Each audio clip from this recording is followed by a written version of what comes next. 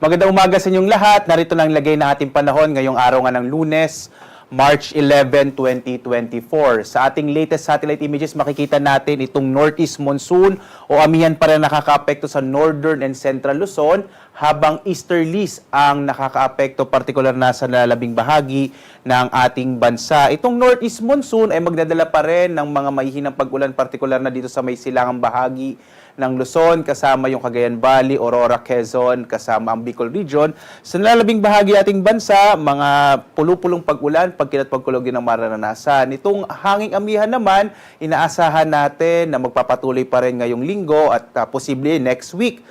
Third week of March, normally natatapos yung panahon ng amihan. Samantala naman, base sa pinakahuling mga datos, wala pa rin tayong inaasahang bagyo na maaring mabuo o papasok sa loob ng Philippine Area of Responsibility, at least for this week. So medyo malit pa yung chance na magkaroon tayo ng bagyo in the next few days.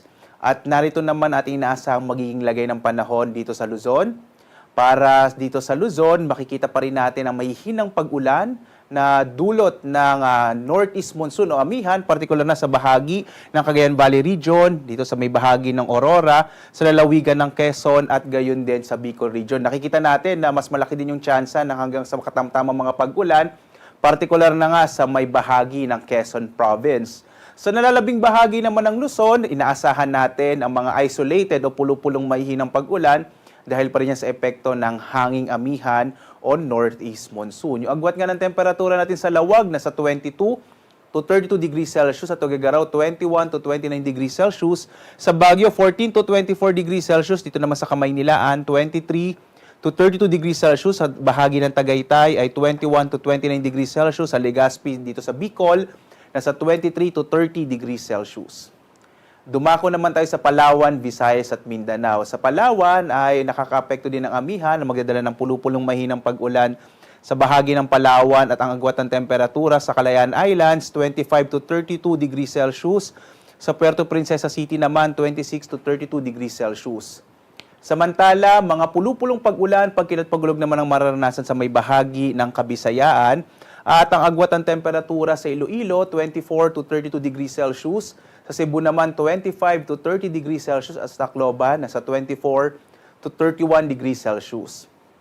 Habang malaking bahagi naman ng Mindanao, ngayong araw ay makararanas ng mga isolated or mga pulupulong pag-ulan, pagkilat pagkulog na maaring maranasan. Lalong-lalo na sa may silangang bahagi ng Mindanao, partikular na dito nga sa may area ng Caraga at Davao Region. Posible yung mga thunderstorms, na kung minsan ay maaaring magdala ng mga biglaang pagbaha or mag-cause yung mga pag-ulan ng mga biglaang pagbaha at pagguho ng lupa. Agwat ang temperatura sa Zamboanga nasa 25 to 32 degrees Celsius, sa Cagayan de Oro naman 24 to 32 degrees Celsius, habang sa Davao 23 to 33 degrees Celsius. Sa ngayon nga, wala tayong nakataas na gale warning, kaya ligtas sa pumalaot ang mga sakyang pandagat. Kahit yung mga maliliit na bangka ay maaaring maglayag sa mga baybayin ng ating bansa. Pero iba yung pag-iingat dahil posibleng maging pagkaroon ng biglaang paglakas ng alon, partikular na sa may bahagi ng Luzon kung saan umiiral itong northeast monsoon o hanging amihan. Manatili pong maghanda ang ating mga kababayan, lalo na yung may maliliit na sakyang pandagat. At narito na ating inaasahang panahon sa mga susunod na araw. Muli, nakikita natin na posibleng humina itong amihan, pero pagdating ng araw ng Miyerkules at Huwebes ay muling iiral ito sa may bahagi ng Kamaynilaan. Magdadala rin ng mahihinang pag-ulan sa Baguio City ang amihan pagdating ng araw ng Miyerkules at Huwebes, habang sa Legazpi City, sa Bicol, mga isolated rain showers and thunderstorms ang mararanasan sa mga susunod na araw. Sa Metro Manila, 23 to 32 degrees Celsius ang inaasahan nating agwat ang temperatura in the next 3 days. Sa Baguio naman, 14 to 24 degrees Celsius, habang sa Legazpi, nasa 24 to 32 degrees Celsius. Ang malaking bahagi naman ng Visayas ay makararanas ng mga isolated rain showers and thunderstorms in the next 3 days. Agwat ang temperatura sa Metro Cebu ay 25 to 32 degrees Celsius. Sa Iloilo, nasa 25 to 32 degrees Celsius, habang sa Tacloban naman, nasa 23 to 32 degrees Celsius.